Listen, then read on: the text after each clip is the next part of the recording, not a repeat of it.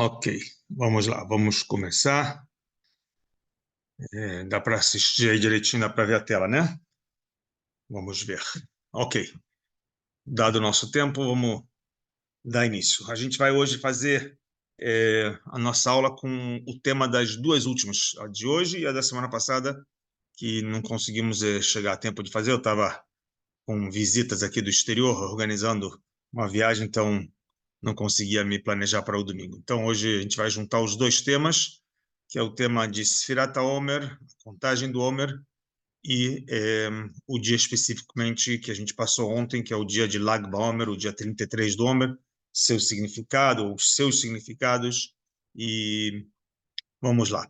Entre a festa de Pessah e a festa de Shavuot, a Bíblia nos ensina um mandamento que é de contar o Homer, uma contagem de 7 semanas plenas, né? Conhecido como Sfirat HaOmer, a contagem do Homer. Homer é, na verdade, uma medida agrícola, okay? Uma medida de uma quantidade de cevada que era usado como uma medida para os agricultores quando levavam as suas oferendas para o templo. Essa origem vem na citação bíblica que eu trago para vocês escrito, a passagem do texto. Vamos colocar aqui para enxergar melhor, um laser pointer aqui, no livro de Vaikra, o terceiro livro, diz o versículo: contareis para vós desde o dia seguinte ao primeiro dia festivo, quer dizer, logo depois que começou a noite do Pêssar, na noite seguinte, a gente conta, a gente faz a contagem das 7 semanas de levar essa oferenda, que é chamado Homer. E essa contagem é de 7 semanas completas. A Bíblia ainda vai dizer, contaremos até o dia 50, no dia 50 vai ser a festa de Shavuot. Agora, esse Homer em si, que era uma medida, como se fala quilo, grama, uma medida que era usada no templo, que é aproximadamente 2 litros e 200 mililitros, mais ou menos esse, na comparação nos dias de hoje, era uma oferenda que os judeus levavam para o templo nesse segundo dia do Pêssar. E hoje nós não temos o templo, mas lembramos isso e contamos, mesmo na época do templo que se levava essa oferenda, se contava esses dias até a chegada do dia 50. Ou seja, não somente que levavam a oferenda, o peso, essa medida de Homer para o templo, mas também todos os dias, todas as noites se contava. Primeiro dia, segundo dia, terceiro dia. Tem até um debate entre os sábios da época pós-talmúdica, como deveria ser essa contagem, se é somente dos dias, ou como a gente hoje faz, que conta os dias e cada semana. Então, um dia, 2 dias, 7 dias, depois 8 dias, que faz uma semana e um dia, 14, 2 semanas, 14 dias e 2 semanas, 15 seriam 2 semanas mais um dia. Ou seja, a gente conta os dias e as semanas. Uma vez que está escrito, contarão 7 semanas completas, então a gente conta cada dia e cada semana também, até o completar dos 49 dias. Então, mesmo depois que o primeiro e o segundo templo já foi destruído, não tem mais as oferendas, a gente continua com essa lei de contagem, que é um período de 49 dias entre o Pêssar e Shavuot. Okay? Isso é a parte histórica, a origem bíblica desse mandamento, dessa tradição. Na noite, a gente tem as nossas orações noturnas, né? Dentro das orações diárias, nós temos 3 orações durante todos os dias, tirando os dias de festas, que tem 4, ou no Yom Kippur, que tem 5, mas durante o nosso ano temos 3 orações, matinal, vespertina e noturna. Então, na oração noturna, depois que a gente está para encerrar, o final da reza, a gente faz a contagem, né? Então, hoje aqui em Israel já contamos 34 dias do Homer, né? Então, depois da reza, os judeus que se encontram na sinagoga, ou quem não está na sinagoga, em casa, onde ele estiver, no anoitecer ele vai contar o dia, e é uma forma interessante que a gente conta de forma crescente. um dia, 2 dias, 3 dias, de uma forma crescente, e aqui tem uma explicação de mostrar nossa preparação para chegar o dia de Shavuot, como se estivéssemos numa crescente de ansiedade ou de expectativa para chegar o dia 50, que é dito na Bíblia como o dia da entrega da Torá, é o dia da liberdade, chamado o dia Dror, assim é escrito na Bíblia, ou Yovel, que é o dia 50, jubileu. E nesse dia, Deus se revela para Moisés e todo o povo de Israel, entregando as tábuas da lei. Então, é um processo bem interessante.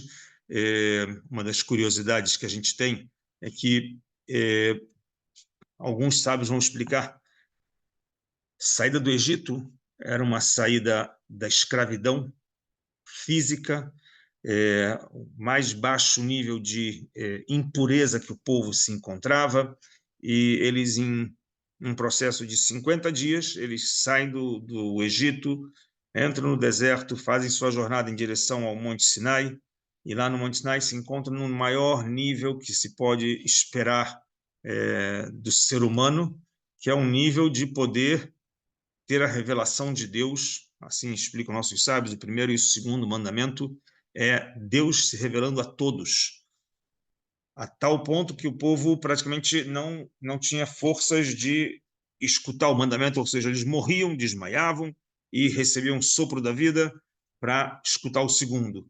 Depois do segundo, Moisés intercede e ele vai trazer os outros 8 mandamentos. Se a gente, na aula de Shavuot, vamos falar talvez isso com mais detalhe, os 10 mandamentos, a primeira e a segunda Dibrá, o primeiro e o segundo mandamento, são falados na primeira pessoa, ou seja, eu sou o teu Deus, não terás outros deuses diante de mim, é Deus falando.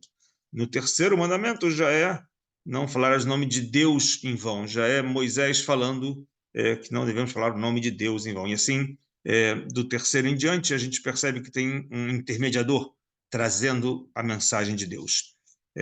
Ou seja, do mais baixo nível que o povo se encontrou até o mais alto nível que podia se encontrar.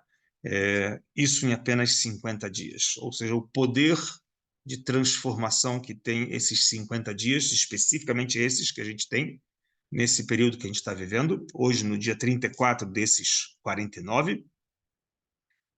Então, isso é algo que precisa ser estudado, investido tempo para entender o que acontece aqui. Primeiramente, é interessante que as oferendas, normalmente, do templo, elas tinham nomes. Oferenda de agradecimento, oferenda de castigo. Oferendas tinham seus nomes pelo motivo no qual está se levando para o templo uma oferenda. E aqui, essa oferenda, especificamente, ela não tem um nome, ela tem uma medida, a medida do Homer. Medida significa uma dosagem, né? E aqui muitos dos nossos pensadores explicam o que está por trás disso, que, na verdade, é parte do que a gente tem que fazer nesses 50 dias. Nesses 50 dias, nós temos que evoluir um pedaço, uma medida, um pouquinho, 1 grama, 1 quilo, 1 litro. A nossa evolução é medida, ou seja, nós temos que sair de um status que era da escravidão física, mas também numa impureza total, com quase o mais baixo nível de impureza que podia chegar ao homem, dentro de toda a idolatria que tinha do Egito, todos os problemas que tinham lá, para sair nesse nível a um nível mais elevado.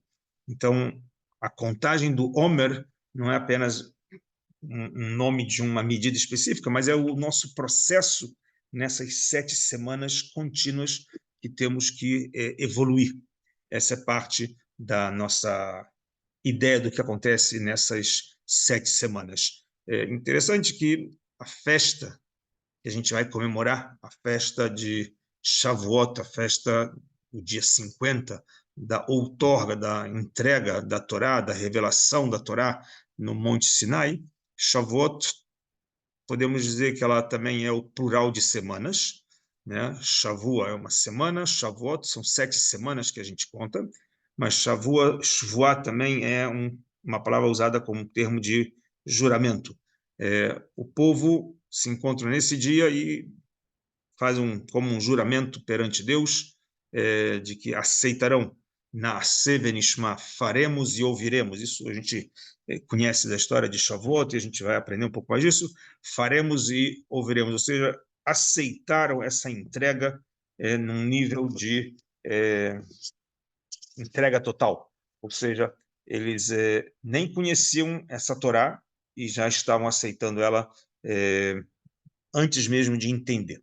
É interessante que também é usado aqui o nome Sefirá, ou Sfirot, né? Sefirat HaOmer. A palavra Sefirá é de contar, o número, a palavra Sefer, a gente vai ver um pouquinho mais para frente, tem alguns segredos místicos. Todas as palavras em hebraico, elas, na verdade, têm um modo de entender muito além do que é a sua tradução ou seu significado. Existem códigos secretos na sua composição das suas letras. A palavra em si ela pode ser interpretada de várias formas, mexendo talvez a pontuação, mantendo a sua raiz da palavra. A gente vai ter vários outros significados.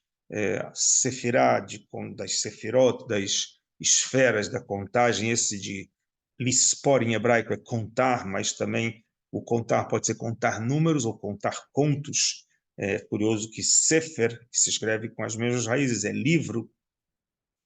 Safira, uma das pedras usadas também pelos sacerdotes, também com a mesma raiz. Ou seja, tem muitos segredos envolvidos em cima desse processo. E isso tem a ver um pouco com a forma como a gente enxerga o tempo. A gente aprendeu lá em Pêssar que o povo saiu da escravidão do Egito, e o primeiro mandamento, quando se fala da saída do Egito, se usa a contagem do tempo. Lembrem que a gente falou, é o primeiro mês bíblico, quando a gente falou da contagem do tempo. Contem um mês, contem agora a contagem do tempo.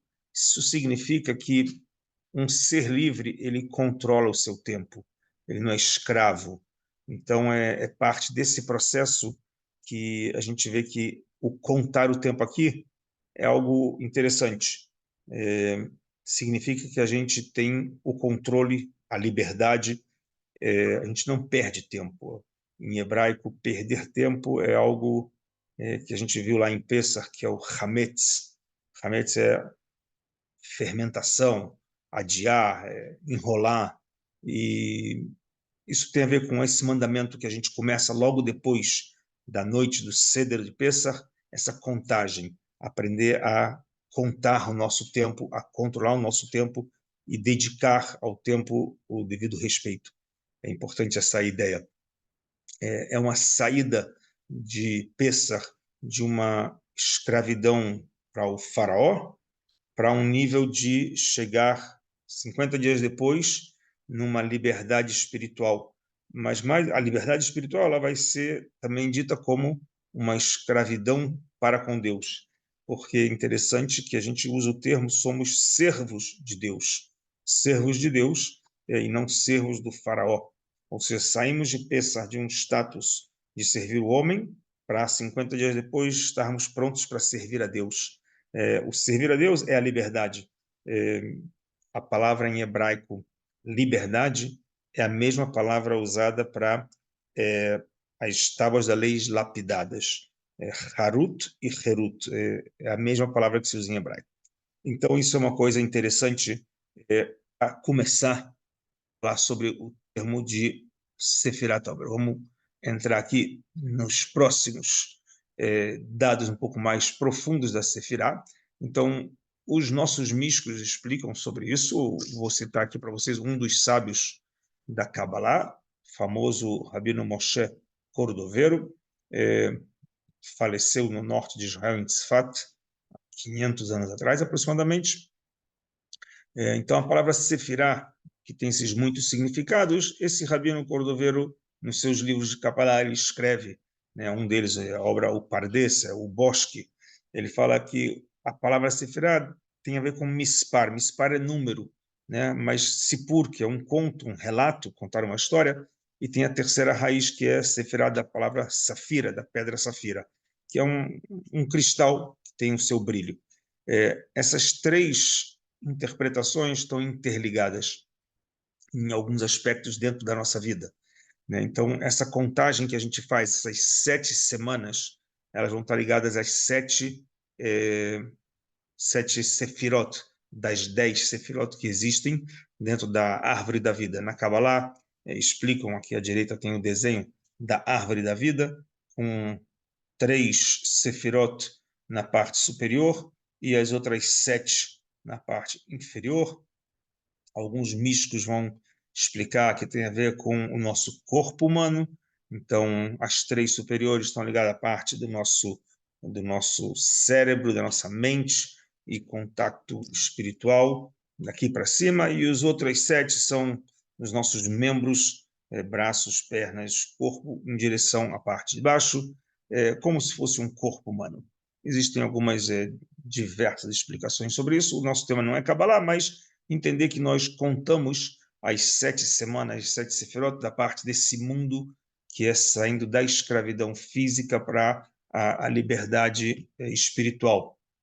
Trabalhamos as 7 sefirot inferiores, ok? Então, o rabino, esse famoso cabalista Moshe Cordovero, a gente chama ele pelas suas iniciais, Ramak, ele explica um pouco sobre isso, que cada uma dessas sefirot tem seus atributos, suas qualidades, e que elas se dividem, e a gente faz isso semanalmente, todas as noites, quando contamos o Homer, a gente fala cada uma delas. Então, o dia 1, por exemplo, é o dia Chesed Shebechesed. O dia 2 é Chesed com Gvurah. O dia 3 é Chesed com Tiferet. O dia 4 é Chesed com Netzach. Chesed com Hod. Chesed com Yesod. Chesed com Malchut. E depois que fiz a primeira Sefirah com cada uma das outras, aí eu vou para a segunda semana, que é Gvurah. Gvurah com o Chesed, Gvurah com o Tiferet, Gvurah, ou seja, cada uma das 7 vou interligar com mais uma.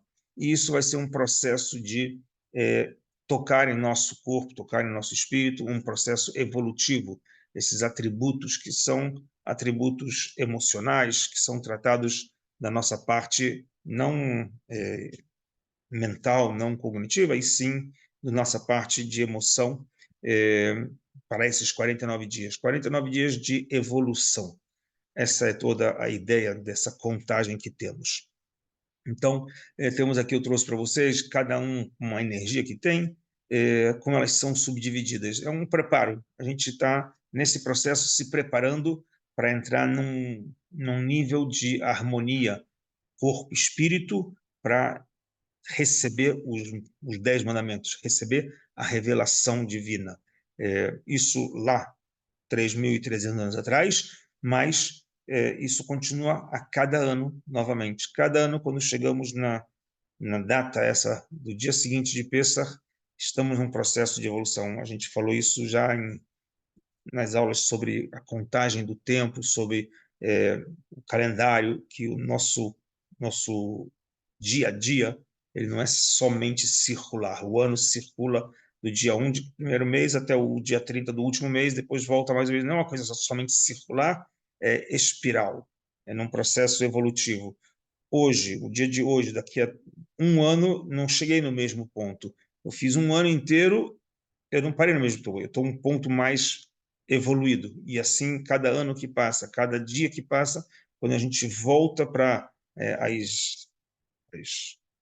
lá, o ciclo 24 horas depois, 30 dias depois, um ano depois, a gente não volta para o mesmo ponto, a gente está num ponto mais evoluído. E é isso que a gente vem fazer nesses 49 dias. É um processo de evolução espiritual. Cada um dos dias vai trazer um tipo de tocar em nós, em algum tipo de atributo. Então, Hesed vai ser a parte da bondade, da benevolência.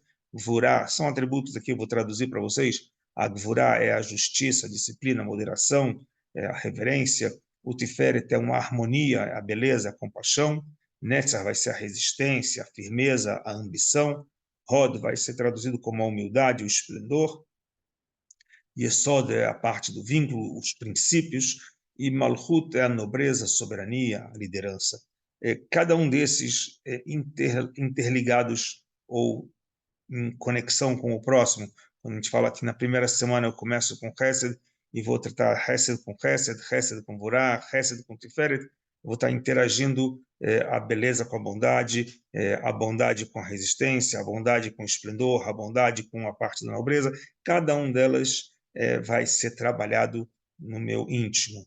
É um processo que muitas vezes às vezes, na verdade, precisaria dedicar mais a parte do estudo da mística para entender como todo esse processo funciona. Existem muito material sobre isso escrito e muitos rabinos desenvolvem ensinamentos místicos sobre isso, mas parte de um processo que é uma evolução. Primeiramente, é um mandamento bíblico, contar, nos conecta. E depois entender que o mandamento tem um propósito de nos fazer evoluir. Ou seja, a cada dia e a cada semana a gente está nessa evolução, onde a ideia é estar pleno para receber a revelação divina. Mas não somente, como eu falei lá atrás, 3.300 anos, mas Deus se encontra entre nós todos os dias da vida, o tempo todo. E muitas vezes a gente questiona onde está Deus, como eu não vejo Deus, né? Uma das questões filosóficas ou existenciais que as pessoas têm, onde está Deus, como Deus age, porque eu não vejo Deus. As pessoas têm várias perguntas, então muitas vezes as respostas têm respostas muito simples de um sábio antigo que falava, perguntava para ele onde está Deus, e ele respondia onde você deixa ele entrar. Ou seja, ele está em todo lugar. A questão é como nós evoluímos a nossa capacidade de enxergar, como nós evoluímos a nossa capacidade de sentir, como nós evoluímos a nossa capacidade de interagir com a energia divina. Ou seja, muitas vezes o problema está no nosso canal de comunicação, não na presença de Deus. Deus está presente o tempo todo. Como a gente consegue captar, entender, visualizar, sentir, isso depende desse nosso preparo.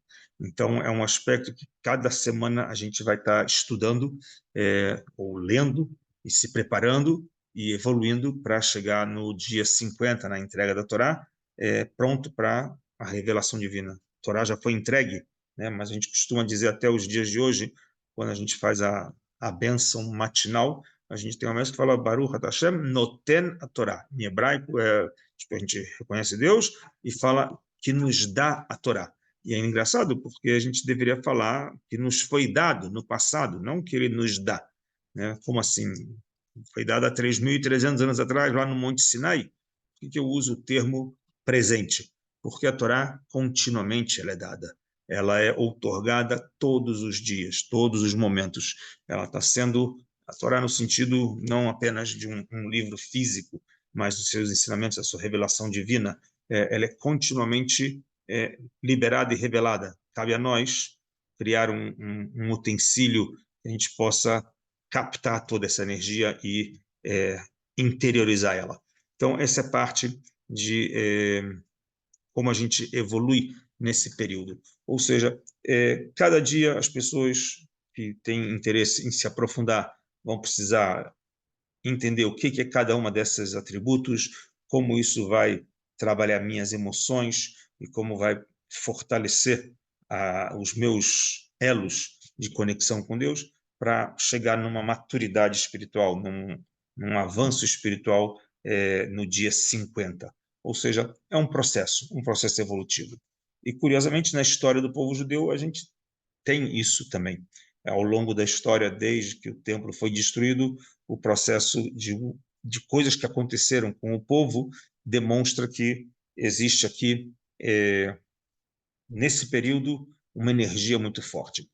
A gente vai abordar alguns temas, especificamente agora, em seguida, nos próximos minutos, de a data do dia de Lag BaOmer, do dia 33 do Omer, mas podemos pegar assim de rápida memória e lembrar para vocês que nesse período, entre Pessah e Shavuot, temos algumas datas, em especial agora nos últimos, sei lá, podemos chamar nas últimas décadas, desde o século XX, datas marcantes para a história do povo de Israel, que são datas que aconteceram nesse período do Homer. Nós temos Yom HaShoah, o dia da lembrança do Holocausto, que está dentro dos dias do Homer. nós temos o dia da lembrança dos soldados caídos nas guerras de Israel, temos o dia da independência, e vamos ter também, além do dia de Lag BaOmer, que nós vamos falar, temos também o dia da liberação, ou da unificação, melhor dizendo, unificação de Jerusalém, se tornando uma cidade não mais dividida entre nova e velha, oriental, ocidental, uma Jerusalém debaixo do domínio jordano e outra Jerusalém debaixo do domínio de Israel. Não. Vamos lembrar, nesse período ainda do Homer, também na semana que vem, a unificação de Jerusalém como uma cidade única, plena. Isso tudo aconteceu num período do século XX, num período muito curto também. Não é à toa. Esse período e esse processo de evolução espiritual, em especial para o povo de Israel, onde no século XX ele retorna do exílio, que a gente chama de Kibbutz Galuyot, que é uma congregação dos judeus exilados. Ele se encontra cada ano que passa, cada década que passa, mais próximo da redenção, onde o processo é voltar à Terra Santa, os judeus voltarem à sua origem. Então, uma das provas curiosas é de onde tem as profecias sendo cumpridas de Isaías, do povo judeu retornar. A prova é nós aqui, Israel, um país soberano, os judeus hoje com praticamente, se não metade, talvez mais da metade dos judeus vivendo em Israel. Então, é um processo que 2000 anos não existia. Imaginar que nossos tataravós, que viviam no século XVI, XVII, na Espanha, ou na Polônia, ou na França, ou na Prússia, ou onde quer que seja, na Etiópia, ou no Iêmen, ou no Marrocos, nossos antepassados de 500 anos atrás, 600 anos atrás, nunca imaginariam que os judeus voltariam para Jerusalém e teriam aqui um governo, uma soberania, e metade do povo judeu vivendo aqui, e com um número enorme de judeus cumprindo as leis da Bíblia, não somente as leis entre o homem e o próximo, mas também as leis agrícolas, com o ano sabático, com as leis que estão relacionadas à Terra Santa. Ou seja, isso tudo é um processo que, especificamente nesse período de 7 semanas, muita coisa aconteceu. Então, a gente vai tratar da data do dia 33 do Homer. Vou contar para vocês um pouco da coisa específica que é muito marcante nesse período, que é o dia 33, com vários costumes, mas para entender que todos esses 50 dias, praticamente, 49 dias contados, até o dia 50, tem a sua energia própria. Vamos lá. Dia 33 do Homer, a gente chama em hebraico Lag BaOmer, porque Lag é as duas letras, Lamed, Gimel. A letra Lamed vale 30, a letra Gimel vale 3. O dia 33 dessa contagem do Homer, dentro desse período de 49 dias, é uma data que se tornou uma data festiva. O dia em hebraico do mês 18 de Iyar, tem dezenas de interpretações e sábios buscando encontrar algum significado, até na verdade tem vários significados para o que acontece nessa data. Vamos contar um pouco da história para vocês entenderem. Vamos por partes. No século I para o século II, Jerusalém ocupada pelos romanos. Um dos sábios famosos, o Rabi Akiva, ele tinha, assim, descreve a literatura talmúdica. Ele tinha 12 mil pares de alunos. 12 mil pares de alunos. A Bíblia poderia, o Talmud poderia explicar e dizer, olha, Rabi Akiva tinha 24 mil alunos. Mas não, descreve que ele tinha 12 mil pares de alunos. Tem seus motivos, talvez a gente consiga explicar também aqui. Nesse período, esses 24 mil alunos, 12 mil pares, vão morrer entre Pessah e Shavuot. Assim descreve o Talmud. Em alguns momentos vão explicar, sábios, que era uma epidemia, outros vão dizer que era na guerra contra os romanos.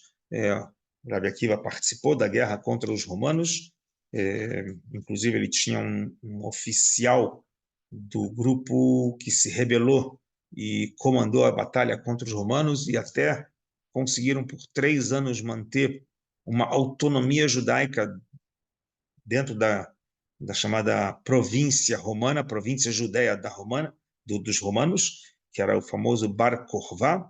Rebbe Akiva, parceiro dele, durante 3 anos conseguiram manter uma liderança e uma autonomia.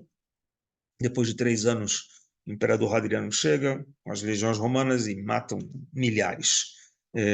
E fala que nesse período de apenas 49 dias, ou entre Pessah e Shavuot, morrem 24 mil alunos. Normalmente, na tradição judaica, tem um pensamento assim, quando algo acontece que não é padrão, de forma trágica, a gente deve repensar que alguma coisa estranha está sendo feita, alguma coisa errada está sendo feita. Devemos avaliar nossos andamentos para ver se aconteceu essa tragédia porque alguma coisa está errada. Então, os sábios do Talmud explicam que o que aconteceu era que esses 12 mil pares de alunos, 24 mil alunos, eles não se respeitavam mutuamente. Lona Hagu, Kavod, Zebazé, assim diz o Talmud, eles não mantiveram respeito um para com o outro. Explicam alguns que não se mantiveram respeito não só pela pessoa física da pessoa, mas pelo que ele pensava. Não respeitava as ideias do próximo, não respeitavam a Torá do próximo. Cada um era um sábio, não era, como falamos, alunos do Rebbe Akiva. O Rebbe Akiva estava lá pelos seus mais de 100 anos. Os seus discípulos deveriam ser já bem adultos, não eram criancinhas de escola que estão brigando, que estão discutindo, não é criancinha adolescente que estão discutindo, estamos falando de sábios, pessoas que eram estudiosos, alunos do Rebbe Akiva, que era o pilar do judaísmo da época, e eles estão discutindo, eles não se respeitam nas suas ideias. Alguns vão explicar que eram ideias paralelas de escolas de pensamento diferentes, e por essa intolerância acabaram sendo castigados, todos ao morrerem. Depois desse episódio, o Rebbe Akiva volta a preparar novos discípulos, e vão ter novos 5 discípulos. Os sábios falam que no dia 33 do Homer, pararam de morrer os alunos do Rebbe Akiva. Alguns dizem que morreram até o 33, do 33 em diante não morreu. Outros falam que parou de morrer só no dia 33 e na continuação continuou morrendo até Shavuot. Independente das duas opiniões, no dia 33 não morreram alunos. Alguns vão dizer, esse é um motivo especial da gente comemorar. Nesse dia não tivemos mortes, porque desde esse episódio até os dias de hoje, nós guardamos um costume de luto. Os judeus, nesse período de Pessah até Shavuot, não fazem festas de casamento, não usam roupa nova, normalmente deixam a barba crescer. Até o dia 33 minha barba estava grande e branca, agora já aparei no dia 33, aparei minha barba. Pode-se usar roupa nova, pode-se fazer casamento. Muitas pessoas casam nesse dia 33 do Homer. É muito popular os salões de festas nesse dia 33 do Homer, sempre só as agendas lotadas. Ou seja, o dia 33 se tornou um dia festivo porque pararam de morrer os alunos do Rebbe Akiva. Então, esse é um motivo histórico interessante. Outro motivo, um dos alunos discípulos do Rebbe Akiva, dos 5 que ele refaz, ele dá continuidade, e alguns explicam que foi nesse dia também, 33 do Homer, onde ele outorgou o que a gente chama em hebraico smichá, ele deu o direito, passou assim, um bastão para os seus 5 discípulos darem continuidade aos ensinamentos, como se tivesse dado aprovado, passou pela OAB. Vocês agora estão legitimados a ensinar as leis da Torá. Então, desses 5 alunos, um deles era Rabi Shimon Bar Yochai. Rabi Shimon Bar Yochai é um famoso sábio que vai ser creditado para ele como o que ensina e revela os ensinamentos do livro do Zohar, das profundidades ou dos segredos da Torá, da parte íntima da Torá, da parte mística, a parte do secreto, o que a gente chama de Kabbalah. Então, esse Rabi Shimon Bar Yochai vai dar continuidade nos anos posteriores, depois da morte do Rabi Akiva, como o grande sábio que vai ensinar a parte dos segredos ocultos da Torá. E é dito que nesse dia é o dia que ele faleceu. Anos depois, nesse dia 33 do Homer, é o dia do seu falecimento. Alguns dizem que no dia do seu falecimento ele revela dezenas de segredos místicos da Kabbalah para os seus discípulos. Conta-se que no dia que ele morre, ele entende e explica para os seus discípulos que não é um dia de tristeza, não é um dia de se enlutar, porque o seu espírito, sua alma, deixa esse mundo plenamente de volta à sua origem, de volta ao encontro da sua raiz, pleno que terminou sua missão aqui.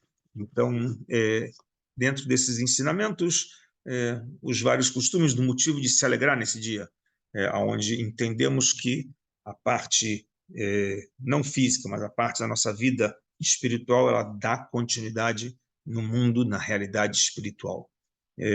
Então, a parte mística. Então, nesse dia especificamente, a gente tem mais um dos motivos também de comemorar.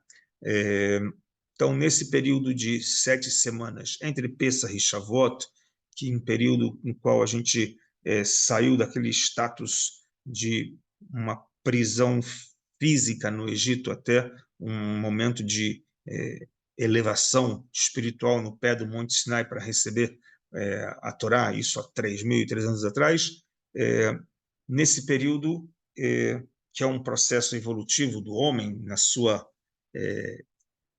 saída de um status de prisão física para um status quase como um anjo, nesse período da história tivemos esse momento trágico na época do Rabi Akiva, tivemos nessa data específica também um momento de elevação espiritual com a revelação de segredos da Kabbalah. Nós adotamos os costumes, como eu falei, de luto nesse período, onde não se tem música, não se corta cabelo, uma série de costumes. E nesse dia, então, suspenderam. O dia 33 é um dia onde parou-se todo o luto e a gente volta a se alegrar. Na história, por muitos contam que uma das formas de comemorar essa data era brincando com arcos e flechas, e fazemos fogueira. Uma das formas de comemorar essas datas. O arco e flecha, alguns explicam que era um dos motivos para se disfarçar das perseguições romanas. O que acontece é que no período do Rabi Akiva, a proibição do estudo da Torá era uma das questões que tinham dentro do domínio romano. A soberania romana proibia, tinha intolerância religiosa contra os judeus, então uma série de decretos: não pode estudar a Torá, não pode fazer circuncisão, não pode cumprir Shabat, uma série de imposições do Império Romano dentro da província da Judéia da época. Então, os judeus se escondiam nas florestas e estudavam Torá. Rabi Akiva e Rabi Shimon Bar Yochai, todos eles estudaram de forma escondida da perseguição romana.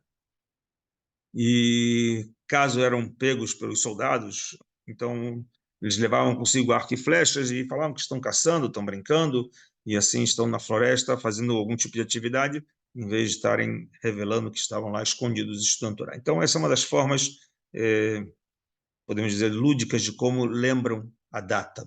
E também fazemos fogueira no dia 33 do Homer, exatamente porque parte do pedido do Rabi Shimon Bar Yochai de que não é um dia de tristeza, é um dia de alegria, que seu espírito se conecta com a raiz.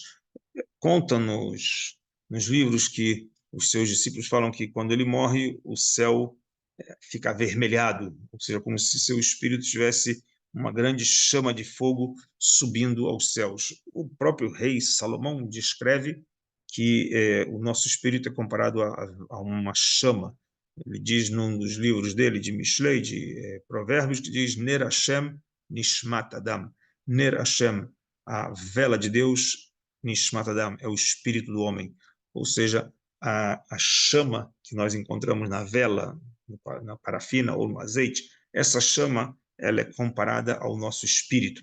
e como o espírito do Rabi Shimon Bar Yochai era um espírito elevadíssimo, então, assim dizem que quando ele morre e sobe aos céus, os céus, como se uma chama de fogo incendeia os céus. Então, se tem uma forma de entender o motivo da comemoração de fazerem fogueiras nesse dia, é exatamente por isso, que não é apenas uma chama, uma fogueira é uma grande chama, essa ideia de lembrar a passagem desse mundo para a eternidade do Rabi Shimon Bar Yochai. Então as pessoas comemoram, fazem uma peregrinação à tumba do Rabi Shimon Bar Yochai, acendem fogueiras durante a noite em todos os lugares por onde se encontram, aqui e na diáspora, ou seja, é uma data especial.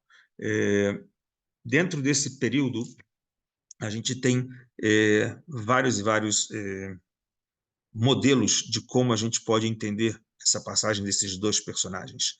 Se a gente falou que até os dias de hoje vivemos algumas marcas históricas, como o dia do Holocausto, o dia da Independência, o dia da queda dos soldados da Independência, a unificação de Jerusalém, a gente vê isso como parte de um processo.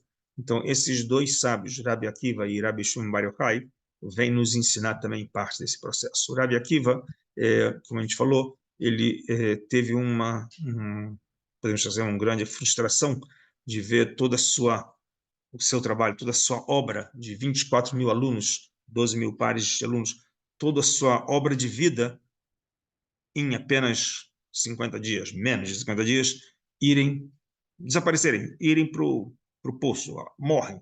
Imaginem alguém que passou décadas da sua vida nas academias, ensinando e criando uma liderança, criando discípulos, e assim, em menos de 50 dias, tudo vai embora, morrem.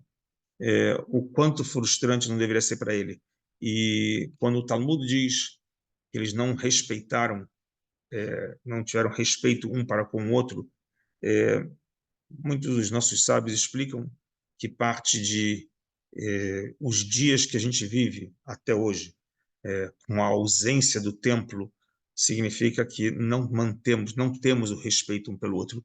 No momento que nós aprendemos a ter o respeito um para com o outro e nos encontrarmos num status de união e não de separação, porque se fala 12 mil pares, significa que, em vez de ser 24 mil pessoas como são 12 mil pares, cada um com as suas ideias, não estamos unidos. Então, explicam nossos sábios que parte de todos os processos de conflitos e guerras e destruição do templo, etc., tudo se deu pela questão da desunião. Falamos isso em Purim também, a dispersão, o não estar unido traz as pessoas, traz para dentro do povo a energia da destruição.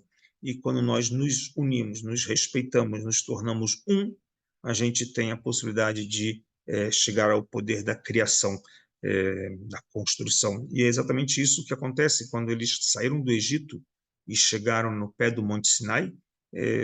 Quem se apegar um pouco à leitura bíblica vai encontrar que o tempo todo que eles estavam nesse processo de saída do Egito até o Monte Sinai, eles viajavam, estacionavam, viajavam, estacionavam, viajavam, estacionavam. Quando eles chegaram no pé do Monte Sinai, estava viajaram e estacionou. Não estacionaram, estacionou no singular. Significa que eles chegaram no Monte Sinai, no pé do Monte Sinai, no singular. Não estavam mais em volumes de 12 tribos e cabeças e chefes de famílias e números de milhares. Não. Eles eram um só, estacionou no singular. Em hebraico, va'ichan. O estacionou nos ensina que todos estavam num processo de não pleno. Eu não sou um inteiro, eu sou meio. Junto com o outro eu me torno um. Ou seja, a ideia desse processo que o Rabi Akiva vem trazer para a gente, essa evolução. Aprendeu pela história dele de que a discórdia e o não respeito ao próximo trouxe uma tragédia e se passou desde então, desde o século II, isso se dá no período da rebelião dos judeus contra o Império Romano, no século II, até os dias de hoje, 1800 anos, 1900 anos, onde nós vivemos sem o templo e só agora, nesse século XX, o povo de Israel voltando a viver debaixo de, não diríamos de um teto, mas de um limite de fronteiras com uma soberania, o que é uma revolução na história do povo de Israel. Basta olhar o que a gente vem passando nos dias de hoje e nos 76 anos do Estado de Israel, para entender que o desafio não é somente para o povo de Israel, o desafio também é para todos os povos vizinhos, como aceitar, como se relacionar, como interagir com o retorno dos judeus à Terra Santa, o retorno dos judeus e a soberania na Terra de Israel. É um processo. E o seu discípulo, o Rabi Shimon Bar Yochai, vem exatamente nos explicar de que faz parte desse processo entender que somos um povo eterno, que nós somos um espírito eterno. Nosso mundo não está limitado apenas à parte física.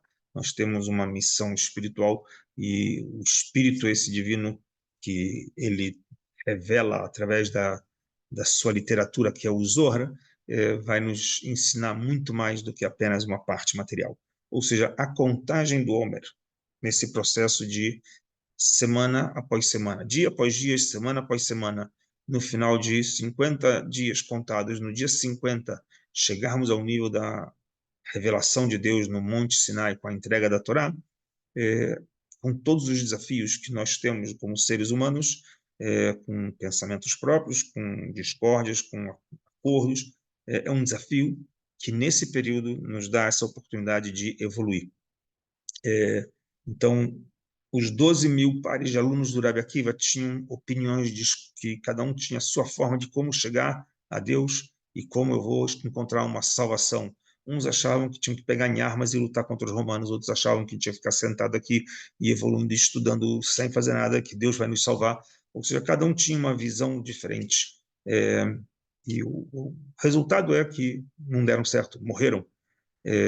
Então, parte do que a gente aprende é enxergar na história do passado o que eles erraram para a gente não repetir no erro e não correr o risco de passar pelos mesmos tipos de sofrimentos e apertos que os nossos antepassados tiveram. E entender que a revelação de Deus no Monte Sinai se deu no singular, quando todos se encontravam dentro de um conceito de união. Ou seja, o quanto nós temos que trabalhar dentro desse período, nessa evolução, não apenas na minha evolução para com Deus, mas também na minha evolução de relacionamento para com o próximo. Até quanto eu vou ser intolerante para com o próximo, ou seja, como eu posso me interagir com o próximo sem romper os laços a ponto de estarmos desunidos. Fazer parte de uma nação, a uma identificação, como uma identidade única, isso é o grande momento desse período que a gente vive. Então, a gente está vivendo isso nos dias de hoje, no século, principalmente século XX, século XXI, essa chegada dos judeus e a criação do Estado de Israel. A gente contou em Pessah, na Haggadah de Pessah, dentro de uma das passagens, temos uma música chamada Dayenu, né? Se nós tivesse saído do Egito, já seria o suficiente, Dayenu, e o último é quando a gente leva para o templo em Jerusalém uma oferenda, ou seja, nós nos conectamos com Deus, levamos uma oferenda diretamente para Deus, ou seja, chegamos em Jerusalém, e não bastou Jerusalém, tinha que também ter o templo, ou seja, a casa divina, um momento onde a gente vai ter uma intimidade com Deus de poder ter a revelação dele dentro do templo. Então, esse é um processo, e é isso que a gente gostaria de apresentar para todos que estão conhecendo esse tema pela primeira vez, saber que a Bíblia nos manda contar os dias, tem um conto de uma história nesse período, tem aqui um brilho que está sendo revelado nesse período de 7 semanas, a Safira. Esse brilho, ele não começa no primeiro dia, é um processo até o dia 50, onde vai ser revelado essa sabedoria de Deus, a ideia da outorga da Torá, é num processo. Ou seja, se alguém fala, eu quero receber a Torá, nos livros da ética dos pais, numa das passagens da ética dos pais, ensinam o quanto são os processos para se adquirir a Torá, o quanto temos que nos preparar em 48 etapas para chegar ao nível de estar prontos para entender a Torá. Então, somos pessoas com um pouquinho de humildade para agora começar a entender que temos muito chão pela frente. Então, esse era o nosso tema de hoje. Se vocês tiverem perguntas, podem me escrever, podem me mandar mensagem pelo grupinho ou pelo próprio canal também. Espero que essa semana já mando para o escritório colocarem no ar essa aula também, para todos poderem dar acompanhamento. Ok? Uma boa noite para vocês. Nos vemos semana que vem, se Deus quiser. Um abraço aí para todos.